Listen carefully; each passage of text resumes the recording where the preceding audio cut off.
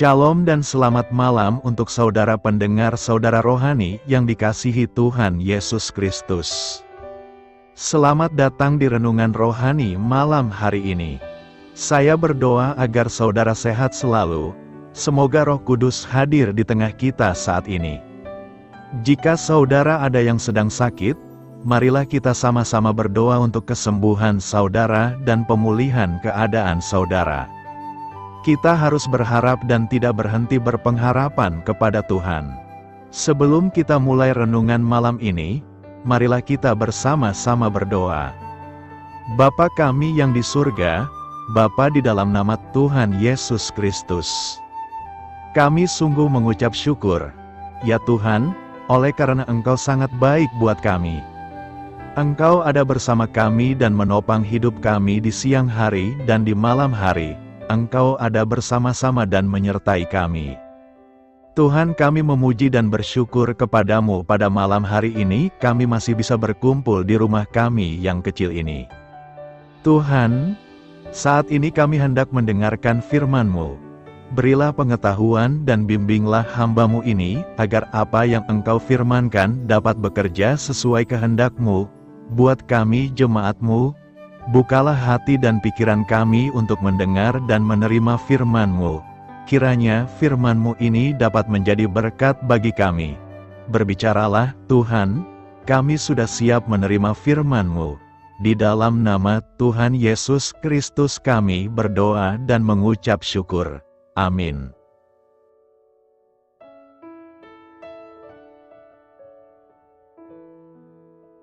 Sahabat saudara rohani, pembacaan ayat emas Alkitab renungan kita malam hari ini. Nats pilihan kita adalah, siapa yang menyangka bahwa ia teguh berdiri, hati-hatilah supaya ia jangan jatuh. Tertulis dalam kitab 1 Korintus 10 ayat 12, kata kunci renungan pada malam ini adalah kulit jeruk. Dan bacaan kita pada malam ini terambil dari kitab 1 Korintus 10 ayat 11 sampai dengan ayat 13.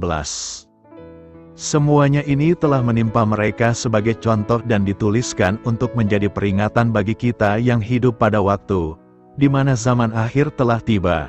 Sebab itu siapa yang menyangka bahwa ia teguh berdiri, hati-hatilah supaya ia jangan jatuh.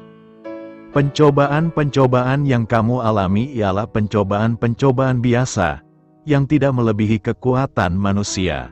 Sebab Allah setia dan karena itu Ia tidak akan membiarkan kamu dicobai melampaui kekuatanmu. Pada waktu kamu dicobai Ia akan memberikan kepadamu jalan keluar, sehingga kamu dapat menanggungnya. Terambil dari kitab 1 Korintus 10 ayat 11 sampai dengan ayat 13. Topik dari ayat emas renungan kita adalah, kapanpun dapat jatuh biasanya hal itu terjadi ketika kita menganggap diri kuat. Mari kita mulai renungan malam kita. Pada tahun 1911, seorang pemeran pengganti bernama Bobby Leach terjun di air terjun Niagara dalam sebuah tong baja yang sudah dirancang secara khusus. Ia berhasil terjun dengan selamat dan menceritakan tentang hal itu. Meskipun mengalami beberapa cedera ringan, ia bertahan hidup karena menyadari bahaya yang sangat besar dalam tindakan tersebut. Dan ia telah melakukan semua yang dapat dilakukan untuk melindungi diri dari bahaya.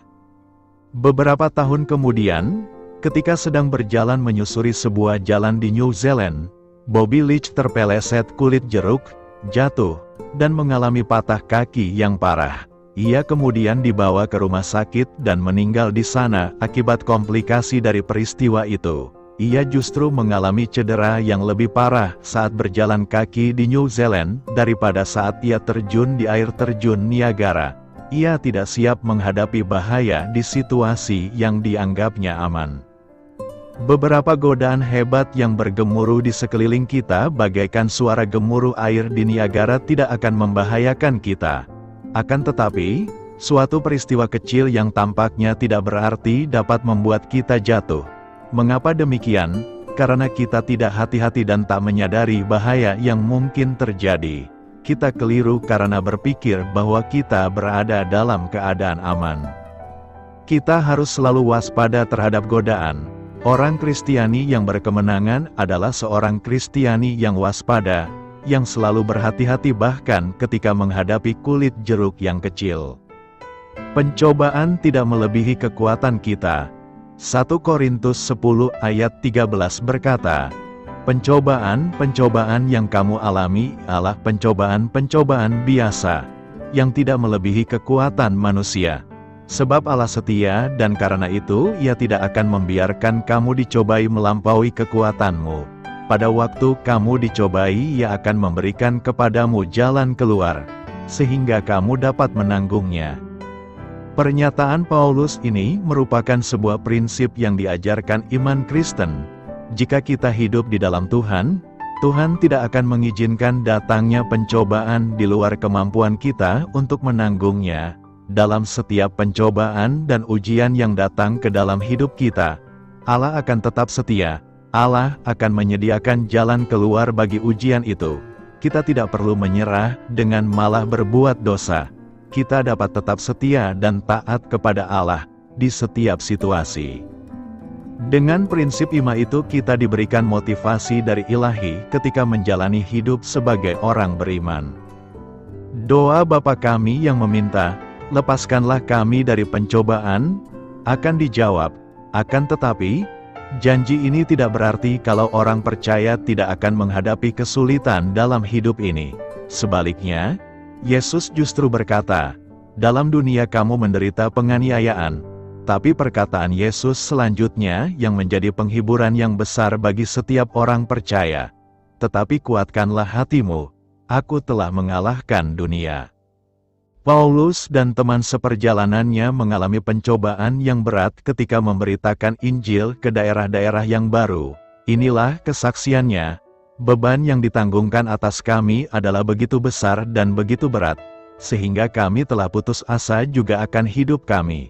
Bahkan kami merasa, seolah-olah kami telah dijatuhi hukuman mati.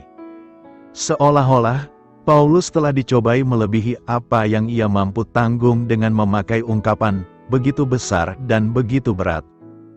Fakta ini mengajarkan kita kebenaran lain, kemampuan kita bertahan menghadapi pencobaan dan ujian tidak datang dari dalam diri kita sendiri, tapi dari Allah, karena Paulus kemudian berkata, tetapi hal itu terjadi, supaya kami jangan menaruh kepercayaan pada diri kami sendiri, tetapi hanya kepada Allah yang membangkitkan orang-orang mati. Paulus kemudian memuji dan memuliakan Allah atas pertolongannya dan mengucap syukur atas berkat yang mereka terima karena doa dari para jemaat. Apapun yang datang dalam hidup kita, apapun yang mencobai kita, tragedi apapun yang menimpa kita, ketahuilah kalau kita pasti mampu, melalui kuasa-Nya, untuk mengatasinya. Dalam segala hal kita bisa meraih kemenangan rohani kita. Melalui Kristus, hidup itu tidaklah mudah. Faktanya, kita kadang-kadang mencari jalan untuk lari daripadanya. Hidup itu memang keras, tapi kita bisa menghadapinya dengan berpegang pada janji Allah.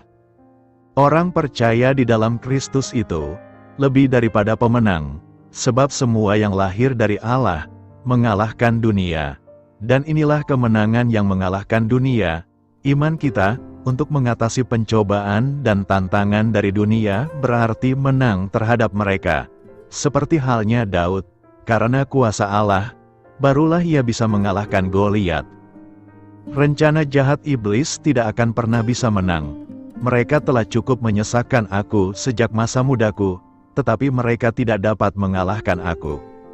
Semua pencobaan kita diberikan dengan tujuan tertentu. Ketika kita memakai perlengkapan senjata rohani dan tekun berdoa, kita akan bisa memahami kalau pencobaan yang menimpa kita tidak dirancang untuk mematikan iman kita. Saintus sebagai anak Allah telah dipastikan. Karena itu, kita juga pasti bisa mengatasi pencobaan ini. Sebab aku yakin tidak akan dapat memisahkan kita dari kasih Allah yang ada dalam Yesus Kristus, Tuhan kita. Karena itu, hadapilah pencobaan yang datang kepada kita dengan mengandalkan kekuatan Allah, maka kita akan memperoleh kemenangan demi kemenangan. Lakukanlah untuk memuliakan Allah, 1 Korintus 10 ayat 31 berkata, "Jika engkau makan atau jika engkau minum, atau jika engkau melakukan sesuatu yang lain, lakukanlah semuanya itu untuk kemuliaan Allah." Tujuan Allah menciptakan manusia adalah agar manusia itu memuliakan Allah Pencipta. Apapun yang kita lakukan tujuan utamanya adalah demi kemuliaan bagi Allah. Apapun profesi dan pekerjaan kita saat ini harus kita gunakan untuk memuliakan Allah. Nas hari ini mengingatkan kita agar apapun yang kita perbuat dalam hidup ini, hendaknya hanya untuk kemuliaan Allah saja. Tidak peduli sekecil apapun bagian yang sedang kita kerjakan atau perbuat, mari kita lakukan hal itu dengan segenap hati dan mempersembahkan itu hanya untuk kemuliaan-Nya saja.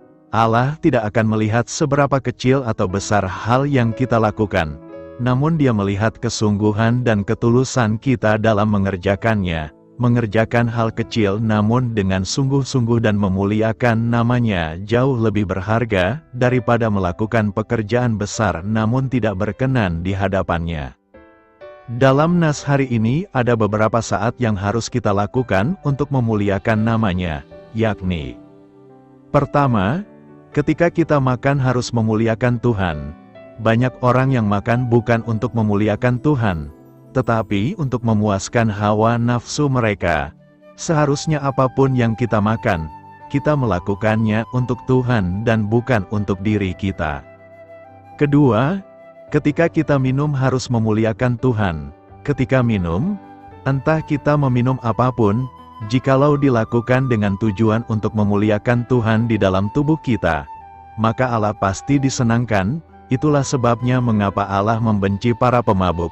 Karena ketika mereka dikuasai anggur, maka mereka akan berbuat dosa sesukanya. Ketiga, ketika kita melakukan sesuatu yang lain harus memuliakan Tuhan. Firman Tuhan memberikan perintah kepada kita bahwa, apapun juga yang kamu perbuat, perbuatlah dengan segenap hatimu seperti untuk Tuhan dan bukan untuk manusia. Kamu tahu bahwa dari Tuhanlah kamu akan menerima bagian yang ditentukan bagimu sebagai upah. Kristus adalah Tuhan dan kamu hambanya. Mengapa? Karena firman Allah adalah dasar dan penopang seluruh hidup kita. Mari kita lakukan segala sesuatu untuk kemuliaan Allah seperti yang dilakukan oleh Brother Lawrence pada zamannya. Kunci memuliakan Tuhan adalah ketaatan dalam melakukan perintah-Nya dan tidak bergantung pada seberapa hebat tindakan kita, melainkan hal-hal kecil yang kita lakukan. Lakukanlah itu semuanya untuk kemuliaan Tuhan, seperti yang dikatakan Rasul Paulus, "Jika engkau makan atau jika engkau minum atau jika engkau melakukan sesuatu yang lain, lakukanlah semuanya itu untuk kemuliaan Allah." Memuliakan Tuhan berarti mengakui dan menghargai kemuliaan Tuhan di atas segalanya, dan itu terpancar dari seluruh keberadaan kita, sikap kita, tutur kata kita, pikiran kita, tindakan kita. Apakah kita menjadi saksi Kristus atau malah menjadi batu sandungan? Karena itu, muliakanlah Allah dalam segala laku dan tindakan kita. Kekuatan berasal dari Allah. Dalam kehidupan ini, manusia memiliki dua kantong, yaitu kantong depan, diisi dengan kekuatan, kelebihan dan kebaikan, diri sendiri dan kelemahan, keburukan dan kejahatan orang lain. Kantong belakang, diisi dengan kelemahan diri sendiri dan kekuatan, kelebihan dan kebaikan orang lain. Manusia pada umumnya lebih sering menonjolkan kekuatan, kelemahan disembunyikan. Sebisa mungkin orang ingin terlihat sempurna, apapun dilakukan untuk mencapainya, bahkan harga diri pun diletakkan di atasnya. Hal inilah yang menjadi titik persoalan yang ada dalam jemaat Korintus. Bahkan Rasul Paulus pun terkena imbasnya. Dia disangkakan hanya mementingkan diri sendiri. Maka Rasul Paulus membuat pernyataan dan kesaksian pelayanannya bahwa bukan demikian seperti yang disangkakan. Melainkan dalam pelayanan Rasul Paulus melayani hanya dengan mengandalkan kekuatan berasal dari Allah. Penjelasan Nats, sebab bukan diri kami sendiri yang kami beritakan, tetapi Kristus Yesus sebagai Tuhan dan diri kami sebagai hamba-Mu karena kehendak Yesus. Kemungkinan besar, Paulus membela diri terhadap lawan-lawannya di Korintus yang ingin menyebarluaskan bahwa motif pelayanan Paulus hanya untuk kepentingan diri sendiri. Sebagai tanggapan, Paulus mengemukakan dua hal. Pertama, pokok pemberitaannya adalah Kristus Yesus sebagai Tuhan. Kedua, Paulus tidak memuliakan dirinya sendiri, melainkan menampilkan dirinya sebagai seorang hamba, tidak hanya dari Tuhan, tetapi juga dari orang-orang percaya di Korintus. Kata Yunani doulos digunakan untuk orang yang terlibat dalam kerja paksa, yaitu budak. Budak tidak memiliki hidupnya, tidak diupah, melainkan sepenuhnya milik tuannya. Budak sepenuhnya bekerja untuk tuannya. Jika Paulus adalah seorang hamba, itu karena Kristus memanggilnya untuk melayani. Dalam hal ini, bukan identitas, status, budak yang diserap, tetapi model pekerjaan seorang budak yang diserap oleh hamba Tuhan dalam pelayanan, Rasul Paulus. Dari dalam gelap akan terbit terang. Hal ini erat keterkaitannya dengan masa penciptaan dalam Kejadian 1 ayat 3, berfirmanlah Allah, jadilah terang. Lalu terang itu jadi. Kemudian di akhir setiap hari penciptaan, Tuhan berfirman, jadilah petang dan jadilah pagi. Prinsip mendasar Tuhan dalam kehidupan ini adalah gelap dulu, barulah terang. Bukan sebaliknya, terang lebih dahulu kemudian menjadi gelap. Demikianlah juga pengalaman Rasul Paulus bahwa dahulu dia adalah orang yang berbeda dengan pengikut Kristus. Dia adalah penganiaya pengikut Kristus. Kehidupan Rasul Paulus awalnya di dalam kegelapan. Dalam perjalanan ke Damsyik terang Tuhan mengsirnahkan kegelapan hidupnya. Maksud Paulus adalah bahwa terang Allah telah bersinar di dalam hati kita. Paulus sedang memberitahu orang-orang percaya di Korintus ini bahwa terang Allah telah bersinar ke dalam kehidupan mereka dan juga kehidupannya. Untuk memberikan terang pengetahuan tentang kemuliaan Allah dalam wajah Yesus Kristus, Paulus melihat kemuliaan Allah pada wajah Yesus Kristus. Dalam penglihatannya tentang Kristus di jalan Damsyik, jemaat Korintus ini belum pernah melihat penglihatan seperti itu.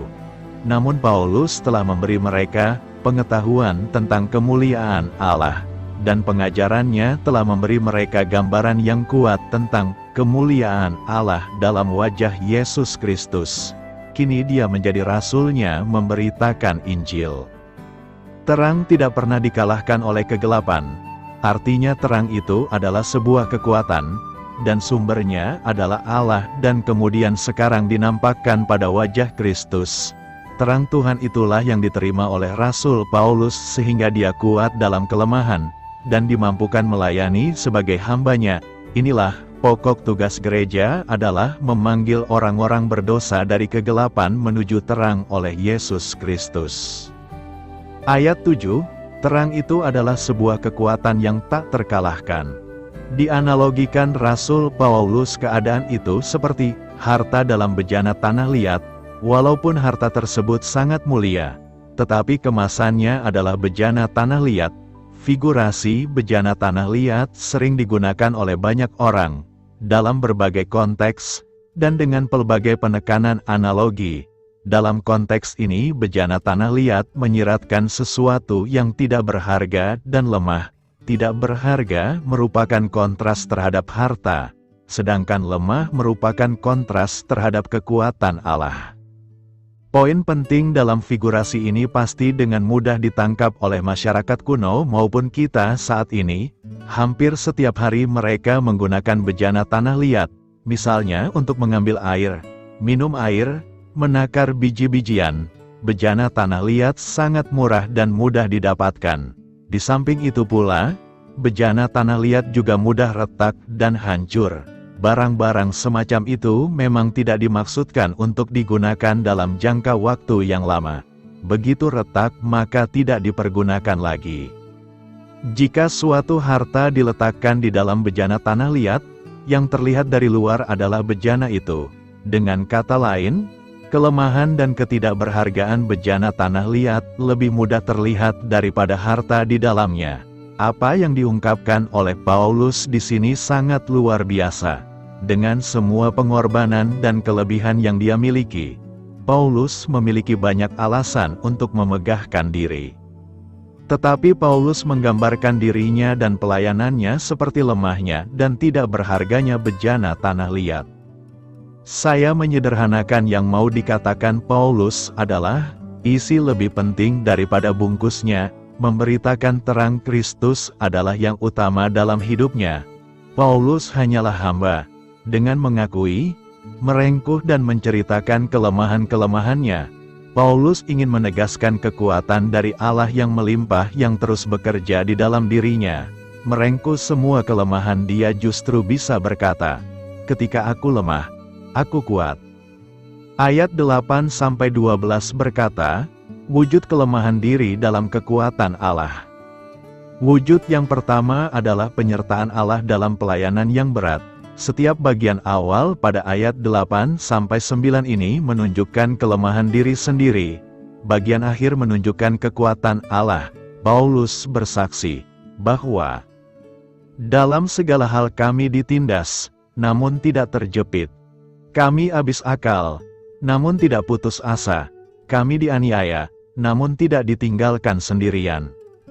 Kami dihempaskan, namun tidak binasa. Dalam segala pekerjaan pelayanan yang dikerjakan oleh Paulus, selalu ada resiko yang berat untuk dipikul maupun dihadapi. Tetapi selalu pula kekuatan dari Allah menyertainya. Begitulah kehidupan, bahwa selalu ada masalah, namun dalam Tuhan selalu ada solusi.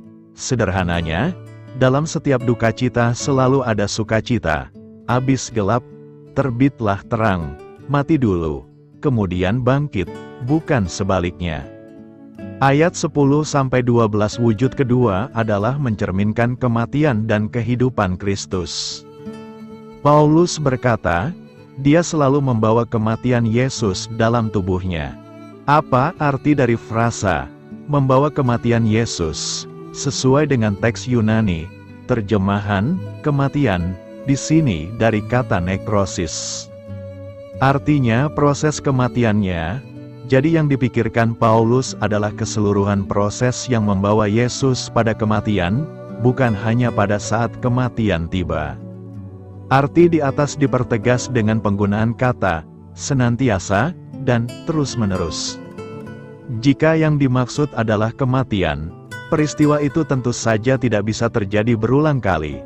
Selain itu, kata, diserahkan, paradidometa, dari kata paradidami, juga sering digunakan untuk peristiwa Yesus diserahkan untuk disalibkan. Maka, frasa, membawa kematian Yesus, berarti menanggung semua penderitaan yang mengarah pada kematian, seperti yang dialami Yesus mulai dari penangkapan, pengadilan, siksaan sampai pada kematian di kayu salib. Tujuan dari membawa kematian Yesus adalah supaya kehidupan Yesus dinyatakan, bukan dinyatakan nanti di akhir zaman saja, tetapi mulai dari sekarang, di dalam tubuh, secara lebih spesifik, di dalam tubuh yang fana. Tubuh kita memang lemah dan semakin merosot, tetapi kehidupan Kristus bisa dinyatakan di dalamnya. Bagaimana caranya? Paulus menjelaskan di ayat 12. Demikianlah maut giat di dalam diri kami dan hidup giat di dalam kamu. Hidup bukan giat di dalam diri Paulus, tetapi dalam diri jemaat Korintus. Pergeseran fokus ini cukup mengagetkan, tetapi justru disitulah poin yang ingin disampaikan oleh Paulus. Sebagaimana kematian Yesus membawa kehidupan bagi umat tebusan, mati dulu kemudian bangkit, demikian pula proses yang membawa kematian Paulus menghasilkan kehidupan dalam diri orang lain, memberi buah kekal bagi orang lain dalam kelemahan kita merupakan bukti kuasa kebangkitan yang dinyatakan di dalam kita. Ketika kematian terus bekerja dalam diri kita, kuasa kebangkitan Kristus juga terus bekerja untuk menghasilkan kehidupan dalam diri orang lain.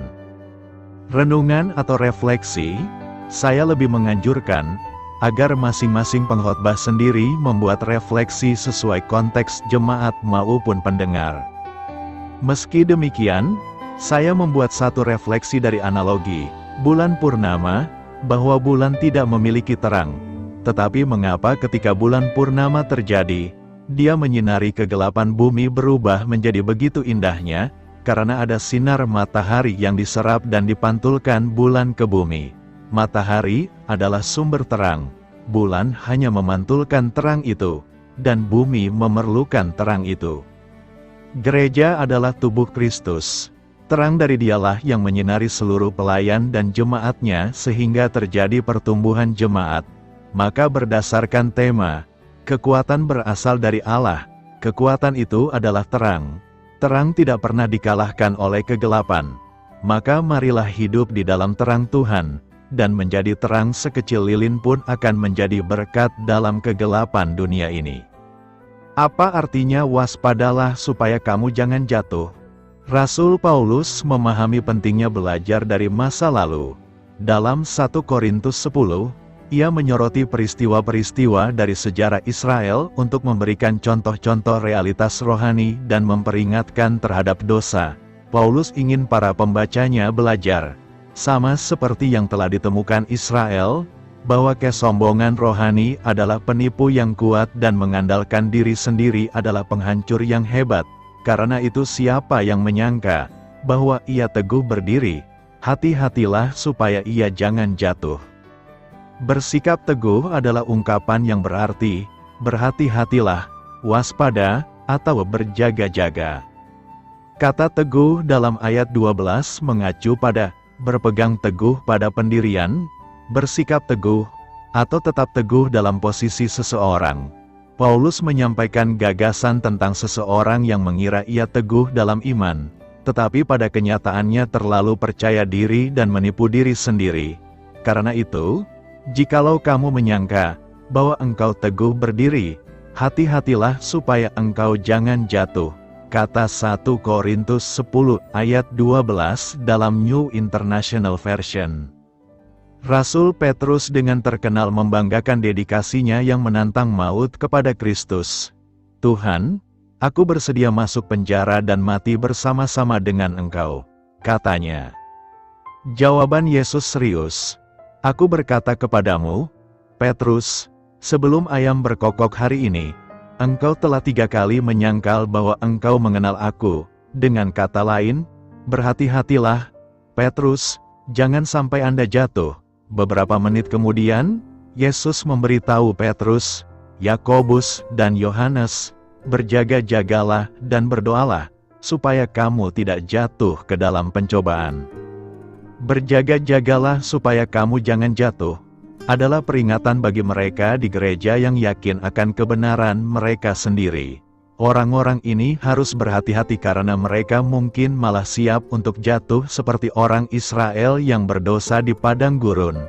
Tuhan tidak senang dengan orang-orang Ibrani karena terlalu percaya diri, kurangnya ketergantungan kepadanya, dan keinginan jahat di hati mereka. Oleh karena itu, mayat mereka berserakan di padang gurun. Penulis kitab Ibrani memberikan peringatan serupa. Berhati-hatilah, saudara-saudara, supaya di antara kamu jangan terdapat seorang yang hatinya jahat dan yang tidak percaya yang menyebabkan dia murtad dari Allah yang hidup. Tetapi saling menasihati setiap hari, selama masih disebut hari ini, supaya jangan ada seorang pun di antara kamu yang menjadi tegar hatinya karena tipu daya dosa. Ayat-ayat ini tidak boleh dipahami sebagai teks pembuktian untuk gagasan bahwa kita dapat kehilangan keselamatan kita. Sebaliknya, mereka berbicara tentang mereka yang mungkin berpikir bahwa mereka diselamatkan namun, sebenarnya, mungkin tidak. Yesus sendiri memperingatkan, bukan setiap orang yang berseru kepadaku, Tuhan, Tuhan, akan masuk ke dalam kerajaan sorga, melainkan dia yang melakukan kehendak Bapa-Ku yang di sorga. Pada hari terakhir banyak orang akan berseru kepadaku, Tuhan, Tuhan, bukankah kami bernubuat demi nama-Mu, dan mengusir setan demi nama-Mu, dan mengadakan banyak mujizat demi nama-Mu juga? pada waktu itulah aku akan berterus terang kepada mereka dan berkata, aku tidak pernah mengenal kamu. Enyahlah daripadaku, kamu sekalian pembuat kejahatan. Paulus memperingatkan bahwa, sama seperti orang Israel menghadapi pencobaan di padang gurun, demikian pula orang percaya perjanjian baru akan menghadapi kesulitan dan ujian di dunia ini. Pencobaan-pencobaan dalam hidupmu tidak berbeda dengan apa yang dialami orang lain. Dan Allah setia, Ia tidak akan membiarkan pencobaan itu lebih dari yang dapat kamu tanggung. Bahasa Indonesia, ketika kamu dicobai, Ia akan menunjukkan kepadamu jalan keluar, sehingga kamu dapat bertahan. Terkadang kita merasa seperti pergumulan individu kita unik atau di luar kemampuan orang lain untuk memahami, tetapi kitab suci mengatakan pencobaan adalah umum bagi manusia. Selain itu, Dia yang memanggil kamu setia. Kata 1 Tesalonika 5 ayat 24, kita dapat mengandalkan Tuhan untuk menyediakan jalan keluar atau kekuatan untuk menanggung ujian. Dia tahu apa yang kita bisa dan tidak bisa tangani. Seringkali, jalan keluar adalah dengan berdiri di bawah ujian sementara Tuhan bekerja untuk memperkuat dan mendewasakan iman kita. Anggaplah sebagai suatu kebahagiaan, saudara-saudaraku, apabila kamu jatuh ke dalam berbagai-bagai pencobaan. Sebab kamu tahu, bahwa ujian terhadap imanmu itu menghasilkan ketekunan. Biarkan ketekunan itu memperoleh buah yang matang, supaya kamu menjadi sempurna dan utuh dan tak kekurangan suatu apapun. Salah satu perbedaan antara orang percaya sejati dan palsu adalah bahwa Allah menjaga umatnya agar tidak jatuh. Dia akan membawa mereka dengan sukacita yang besar ke dalam hadirat-Nya yang kekal dan mulia. Yesus Kristus adalah pokok anggur yang di dalamnya kita harus tinggal. Karena kematian-Nya di kayu salib dan kebangkitan-Nya untuk hidup, kita aman secara posisi. Di dalam Yesus Kristus saja kita berdiri teguh. Kita, seperti jemaat Korintus, dapat belajar dari masa lalu, peringatan Paulus untuk berhati-hatilah supaya kamu jangan jatuh, memanggil orang percaya dari setiap generasi untuk menghindari menjadi terlalu percaya diri dengan jasa rohani kita sendiri. Satu-satunya cara untuk berdiri teguh dalam iman adalah dilahirkan kembali dari Roh Allah melalui iman kepada Yesus Kristus dan bergantung sepenuhnya pada kasih karunia penyelamatannya agar kita tidak terjatuh. Beritakanlah Injil kepada segala makhluk, hormatilah semua orang. Selamat beristirahat malam dalam kasih setia Tuhan. Doa saya menyertai saudara sekalian. Mari bertumbuh dalam iman bersama saudara rohani. Saya memberkati Anda, agar sewaktu Anda mencarinya dari Dia, Bapa Surgawi Anda akan memberikan bagi Anda roti harian Anda. Dalam nama Yesus Kristus, Tuhan yang berkuasa atas alam semesta dan menuntun kita kepada iman yang menyelamatkan. Tuhan Yesus menyertai senantiasa. Terima kasih sudah berkenan mendengarkan renungan malam saudara rohani. Tuhan memberkati. Amin.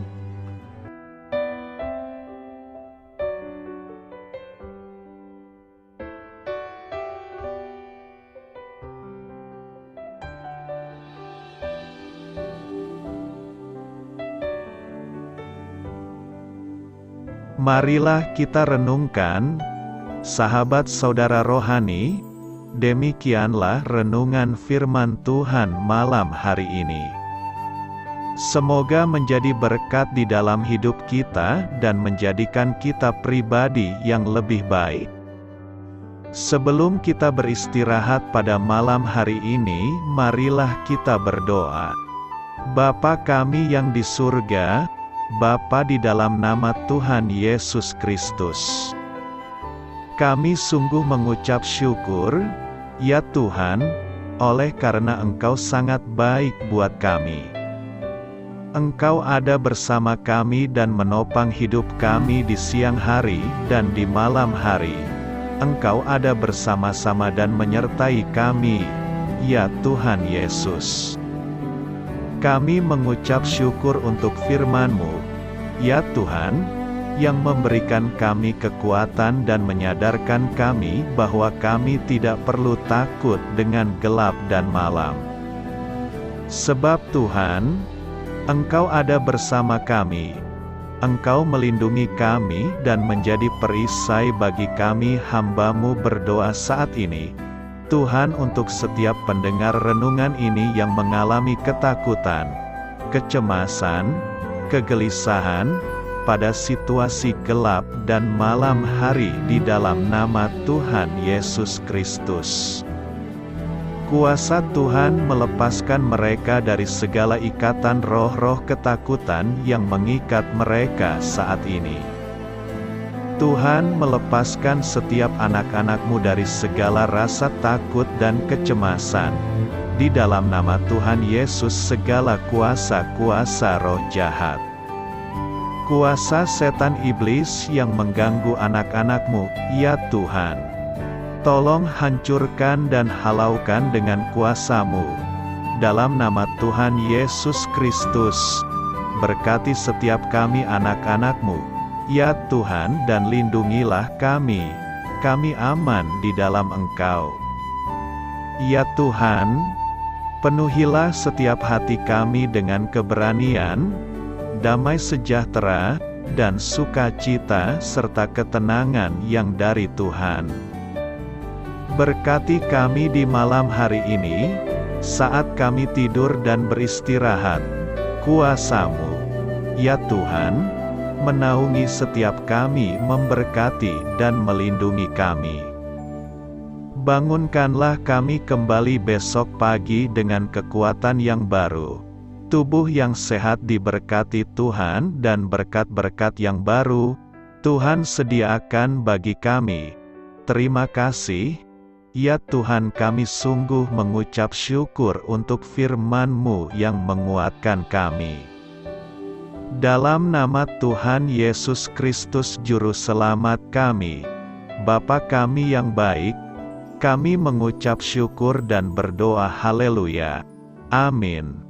Biarlah firman Tuhan menjadi pengingat untuk kita semua, bahwa tuntunan dari Roh Kudus akan selalu memberi jalan keluar bagi setiap permasalahan hidup kita, dan memberi kedamaian di hati kita.